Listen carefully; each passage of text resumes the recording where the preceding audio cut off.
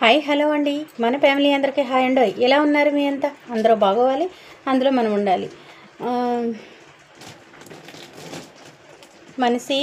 మనము కూర్చొని తింటే కొండలైనా ఆగవండి, అవి కూడా కరిగిపోతాయి ఎంత మనం కూర్చొని తినేది. ఎందుకంటే ఈరోజు ధరల బట్టి అలా ఉందండి.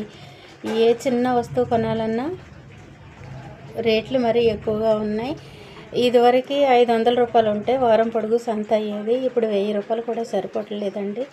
అప్పుడు 100 కాయంతో మారితే ఇలాగా కొద్ది కొద్దిగా వరిసి పెట్టేవాళ్ళము. ఇప్పుడు 500 కాయంతో మారితే మళ్ళీ తిరిగి డబ్బులు రావట్లేదండి. ఎందుకంటే ప్రతి రేట్ల విధానం అలా ఉంది. అందుకనే మనం ఇంటికాడ కూర్చొని కూడా ఖాళీ ఉండకుండా ఏదోటి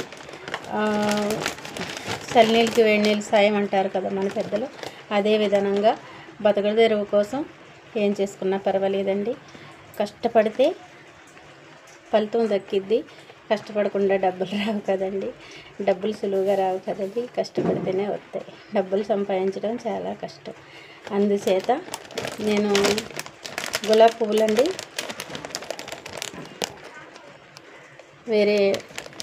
వేరే వాళ్ళు కావాలని అన్నారు, వాళ్ళకి తయారు చేసి పెట్టానండి.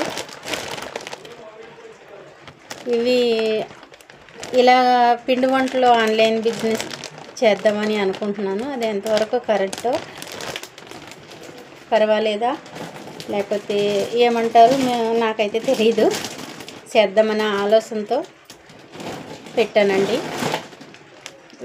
ఇంకొకరు వడ్డించుకున్నారు. ఇవి ఆర్డర్ ఇచ్చారు. మాకు వాన వస్తుందండి. పైన కొబ్బరి ముక్కలు ఆరేసాను, తీసుకొత్తకి వెళ్ళాను, తడిసిపోయాను. జంతికలండి, వాళ్ళు జంతికలు, గులాబీ పువ్వులు,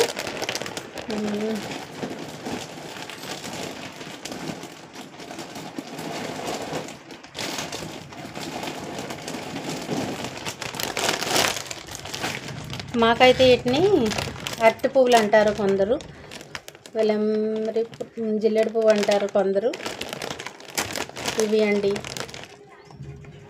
మరి మీ భాషలో ఏమంటారో, మీ ఊర్లో ఏమంటారో నాకైతే తెలియదు. మైదాతో చేసి పంచదార పాకం పట్టామండి. ఇవి బెల్లంతో కూడా చేసుకోవచ్చు.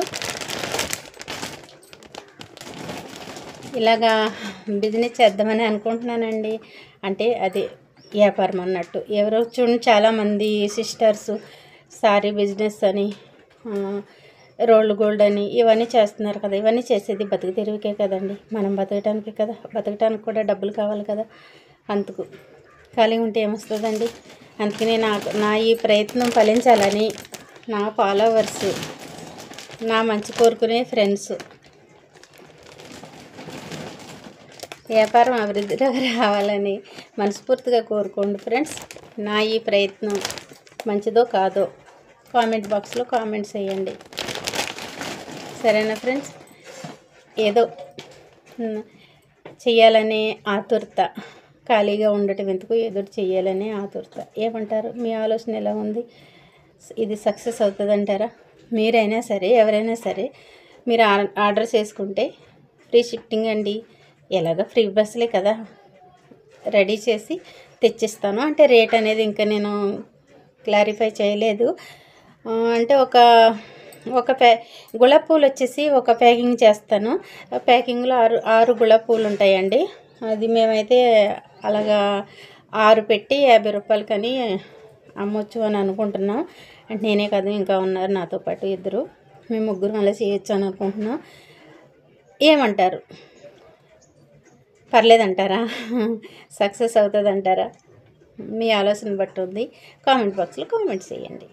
ఏమంటారు ఫ్రెండ్స్? ఇవి అండి, ఇలాగా